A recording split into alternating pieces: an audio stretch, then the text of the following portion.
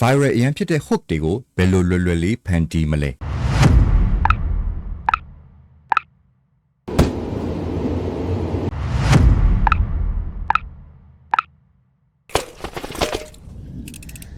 So this is the climb. ကျွန်တော် live ပေါ်မှာကြော်ညာဗီဒီယိုတစ်ခုခုဖန်တီးတဲ့အခါမှာဒီအရှိတ်2စက္ကန့်3စက္ကန့်အရင်အရေးကြီးတယ်အဲ့ဒါက hook ပေါ့ဗျာကြည့်ရှုနေမိတ်ဆွေတွေဖုန်းနေဆွဲနေကြတယ်ဒါပေမဲ့ဖုန်းဆွဲနေနဲ့ကိုကြော်ညာဗီဒီယိုကိုဗီဒီယိုတစ်ခုခုရောက်သွားတဲ့အချိန်မှာအခုလိုရက်သွားအောင်လို့ဆွဲပြီးတော့ဆွဲဆောင်ထားတဲ့အရာကို hook လို့ခေါ်တယ်ဒါပေမဲ့ hook ကောင်းနေတိုင်းဈေးအောင်ကောင်းတာလားဆိုတော့အဲ့လိုမဟုတ်ဘူးဒါပေမဲ့ကိုပစ္စည်းကအရင်ကောင်းနေပြီးတော့ hook မကောင်းနေဘူးဆိုရင်တော့ရောင်းတင်တလောက်မရောင်းနေရတဲ့ကိစ္စတော့ဖြစ်ပေါ်နေတတ်တယ်ဒီနေ့ next chapter ကျွန်တော်မောင်နှမတွေကိုနောက်ွယ်မှာ Seedance 2.0 ကပံ့ပိုးပေးထားပြီးတော့အရှိမကြော်ညာဗီဒီယိုတွေကိုလွယ်လွယ်လေး one click နဲ့လုပ်လို့ရတဲ့အကြောင်းအရာကိုမျှဝေပေးမယ်တွားပြီးတော့စမ်းကြည့်ရမယ့်နေရာကတော့ history ပဲကျွန်တော်ရဲ့ဗီဒီယိုအောက်မှာ description မှာ comment မှာကျွန်တော် link ထည့်ပေးထားတယ်အဲ့တော့ဘယ်လိုသုံးရမှာလဲဆိုတော့ဒီဗီဒီယိုထဲမှာကျွန်တော်မိတ်ဆွေတွေအားလုံးနဲ့အတူတူတပြိုင်တည်းစမ်းသပ်သွားကြည့်မယ်။ဖန်တီးပေးထားတဲ့သဘောတဘာဝကတော့နည်းနည်းလေးအလွယ်နီးဆန်တယ်ပေါ့ဗျာ။ကျွန်တော်တို့ script တွေလည်းရေးနေစရာမလိုတော့ဘူး။အမှ idea တွေလည်းစဉ်းစားနေစရာမလိုတော့ဘူး။ကျွန်တော်တို့မှာ product ပုံရှိတာနဲ့ဒါမှမဟုတ် model ပါရှိရင်အဲ့နှစ်ခုကိုတွဲဆက်ပြီးတော့ပုံစံမျိုးစုံကိုတစ်ခါတည်း click နှိပ်ပြီးတော့ဖန်တီးလိုက်လို့ရတယ်။ကျွန်တော်တို့ရဲ့ product image တွေထည့်ပြီးတော့ပုံဖော်ဖန်တီးမလား။ဒါမှမဟုတ်ကျွန်တော်တို့ရဲ့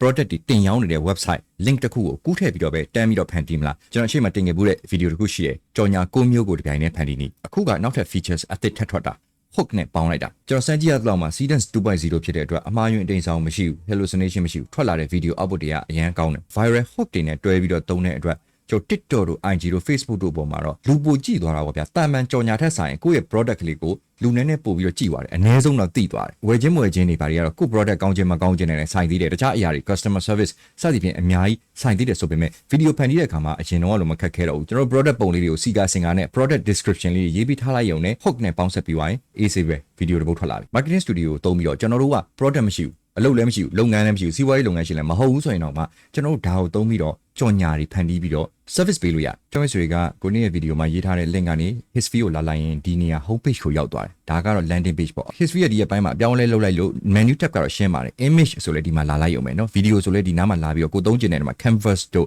Seedance တို့ပါတော့လာပြီးရွေးရုံပဲကျွန်တော်ဒီနေ့ပြောပြမယ့်အကြောင်းအရာကကြတော့ marketing studio နှိပ်လိုက်ရင် tab တစ်ခုအသစ်ပွင့်သွားတယ်ကျွန်တော်တို့ marketing studio တွေဝင်လိုက်ရင်ဘယ်ဘက်အချက်မှာ new project ဆိုရှိတယ်ကျွန်တော်တို့တစ်ခုခုပုံဖော်ဖန်တီးပေးမယ်ဆိုရင် new project နဲ့စလိုက်ပေါ့ဗျာ URL to add ဆိုရှိတယ်ကျွန်တော်မိတ်ဆွေတွေက website ရှိပြီးသားကိုယ့်ရဲ့ကိုယ်ပိုင် website ပဲဖြစ်ဖြစ်ကိုကခုန e-commerce platform တစ်ခုခုပေါ်မှာတင်ရောင်းနေပြီးသားသူတွေဆိုရင် link လေးကိုကူးလာပြီးဒီနေရာမှာပြစ်ထည့်လိုက်ရုံပဲဆိုတော့ကျွန်တော်တခုခုဆန်းပြမယ်ဆိုတော့ကျွန်တော် shop.com ကတော့ကျွန်တော်မရှိတော့ဘူးထင်တယ်ဒါပေမဲ့အဆန်းလုပ်ပြတာပေါ့နော်ကို product link တခုခုဒီလိုသွားရှာကျွန်တော်ကကူးထည့်လိုက်မယ် link လေးကိုယူလာပြီးသွားရင်ကျွန်တော်ရဲ့ဒီဘက်ထဲမှာ link ပဲထည့်လိုက်ရုံပဲ continue နှိပ်လိုက်မယ်ဘယ်လို style ကိုလိုချင်တာလဲအမ UGC ပြီးတော့ကျွန်တော်920ပြီးရင်8 second ပြီးတော့ကျွန်တော် generate video ဆိုတော့တန်းနှိပ်လိုက်မယ်အဲ့တော့2မိနစ်ခွဲ3မိနစ်လောက်ကြာတယ် video ထွက်လာတော့ကျွန်တော်တစ်ချက် This Ibis high speed dryer dries my hair so fast and the negative ions keep it glossy, not frizzy. Ibis ရဲ့ဟာတပုံစံနဲ့ယူလာတာအဲ့တော့လုတ်လိုက်ရတဲ့အလုပ်က link ကိုပြီးတော့ထည့်လိုက်ရုံပဲနောက်တစ်ခုကဒီဘက်မှာ add reference ဆိုတဲ့ဟာနဲ့သွားလို့ရတယ် add reference ကကျွန်တော်ရှိပြီးသားကြော်ညာဗီဒီယိုတစ်ပုဒ်ကိုကျွန်တော်တင်လိုက်မယ်ပြီးတော့ကျွန်တော်တို့ product ဓာတ်ပုံလေးတင်လိုက်မယ်ပြီးရင် avatar ဆိုကျွန်တော်တို့ model သေးဆောင်သူ့ကိုတင်လိုက်မယ်ဆိုရင်ဒီလိုပုံစံတန်းပြီးတော့ထွက်လာမယ်အကောင်းဆုံးသုံးလို့ရတဲ့နည်းက manual သုံးတဲ့နည်းအဲ့တော့ကျွန်တော်တို့ကဒီဘက်မှာ new project ဆိုတာကိုသွားလိုက်မယ် new project ကိုသွားပြီးတော့ကျွန်တော်ဒီဘက်မှာ product တွေ service တွေကိုကြော်ညာမှာလားဒါမှမဟုတ် application လား application ဆိုရင်ကျွန်တော်တို့ရဲ့ဖုန်းထဲက app ပေါ့ဗျာအဲ့ကျွန်တော်တို့မှာကိုယ်ပိုင် app ရှိရဆိုရင်ကိုယ်ပိုင် app တမားတွေကြော်ညာဖို့ကလည်းလွယ်သွားပြီအဲ့တော့ product ကိုအရင်ကြည့်အောင် product ကိုကြည့်လိုက်ရင်သူကဘယ်လိုအထာနဲ့သွားမှာလဲကျွန်တော်တို့အရင်ရွေးရတယ် UGC လားအောင်များလေးကိုနှိပ်လိုက်မယ်ဆိုရင်ဒါပေါ်လာတယ်ပေါ်လာပြီးတော့ကျွန်တော်တို့က UGC ဆိုရင်ဒီမှာကောင်မလေးတွေကဒီလိုစကားပြောနေမယ်ဆိုနေမယ်ပေါ့ဗျာ selfie camera နဲ့ရိုက်နေမယ်အဲ့လိုအထား tutorial ဆိုရင်တခုခုကျွန်တော် knowledge share ပေးနေတဲ့ပုံစံ hyper motion ဆိုရင်ကျွန်တော်ပစ္စည်းတွေလိုလဲထွက်သွားတာတို့ကြီးလာတာတို့သေးသွားတာတို့ဒီအေးကြော်ညာတွေလို့အထားတွေသွားတယ် product review ဆိုရင် model တယောက်က product ကို review ပေးနေတယ်လို့လုပ်တယ် TV sport ဆိုရင်ကျွန်တော်နည်းနည်း action ဆန်တယ် wide cut နဲ့ TV sport နဲ့နည်းနည်းလေး action ဆန်တယ်ဝုန်းတိုင်းတွေပါတယ်ပြီးရင် UGC virtual try on ဆိုတာကကျွန်တော်အင်ကြီးအဝတ်စားလေးတွေချက်ချင်းကောက်ပြီးတော့ဝတ်ပေးလိုက်တာမျိုးပေါ့နော်ပြီးတော့ဒီဗီဒီယိုထဲမှာမျှဝေခြင်းနဲ့အသစ်ပါတဲ့ features က hook ဒီကောင်ကိုနှိပ်လိုက်ရင်ကျွန်တော်အထက်ထဲမှာအစုံများ features အစုံကိုပါတာ product hit ကိုကျွန်တော်စမ်းကြည့်ကြအောင်အဲ့ဆိုကျွန်တော်ရေးထားတာ UGC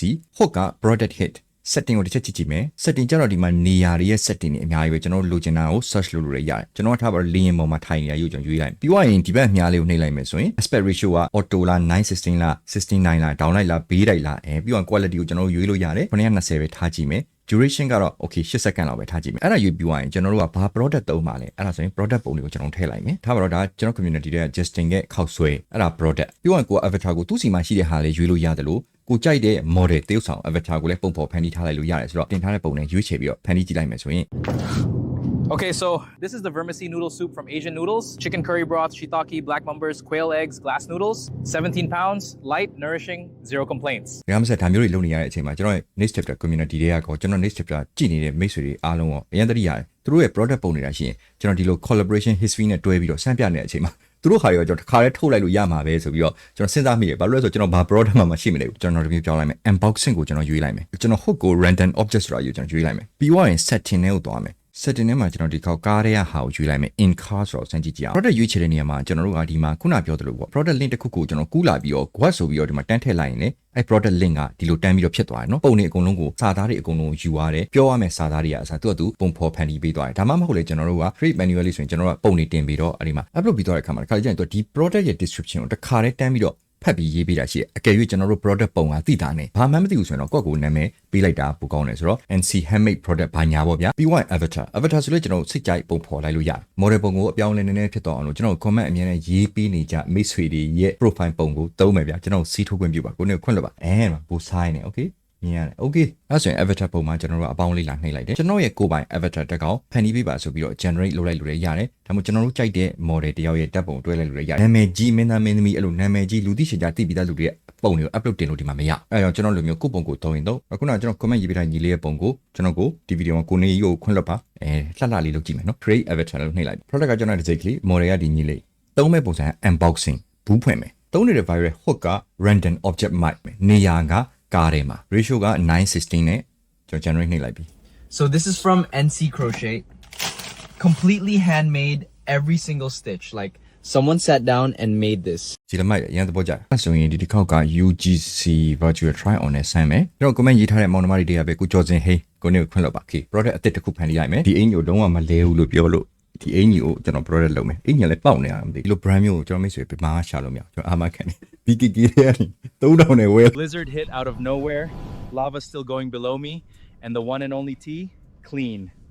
Not a single wrinkle. That's the one. နောက်တဲ့ next chapter ရဲ့ model တယောက်ရှာမယ်ဗျာအားလုံးလုပ်တဲ့သူအင်ကြီးချမပြောင်းတတ်ဘူးလေကိုကျော်သူဆိုဒီသမီးလေးလည်းမင်းမီလေးရဲ့ချစ်စရာလေးဒီတစ်ခေါက် product crash ဆိုတာကိုအသုံးကြည့်ကြည့်မယ်ပြောရင် roofing ကျွန်တော်ခေါက်မိုးပေါ်ရွေးလိုက်မယ် ads ထဲမှာဘာဖြစ်မယ်ဆိုတာမှာကျွန်တော်တို့ prompt ထည့်ရေးမယ် product ကကျွန်တော် brand အင်ကြီးကိုကျွန်တော်ရွေးလိုက်ပြီး model အသစ်ဒီခေါက်ကျတော့ကျွန်တော် prompt ထဲမှာပါနည်းနည်းထည့်ပြီးရေးလိုက်တယ်သူက t-shirt ကိုကင်နေပြီးတော့ဒီ type ပေါ်ကနေပြုတ်ကျသွားတဲ့အထာမျိုး t-shirt ကိုပြောတာနော်ကိုကျော်သူဆိုမဟုတ်ကျွန်တော်လာပြီးထိုးနေဦးမယ်မိုက်တယ်နော်ဆိုထွက်လာတဲ့ design color ဒီတိုက်ခေါင်မှုပေါ်မှာအင်ကြီးရဲ့ texture ရောဒီမှာလူရဲ့ပုံစံကောcolor တွေ lighting တွေပါတော်တော်မိုက်တယ်ဗျာစိတ်မဆိုးနဲ့တော့ပွဲစားကြတယ်မှာဟုတ်တခုပြုတ်ကျသွားတယ်လို့ဘာလို့လဲပြီးတော့မှကြော်ညာတာအရင်ကောင်းတဲ့ hook လေးတွေအသုံးရတာလေတကယ်ကျွန်တော်သုံးရတာဘာမှမခက်ဘူးဗျဘာရှင်မျိုးစုံပဲဒီမှာကျွန်တော်ကြိုက်တဲ့ hook တွေကိုရှာလို့ရတယ် Hey guys, have you tried this facial? So I've been using Mauritian. Okay, so this is the War Axe. Full carbon handle. Okay, so I've been drinking this every morning.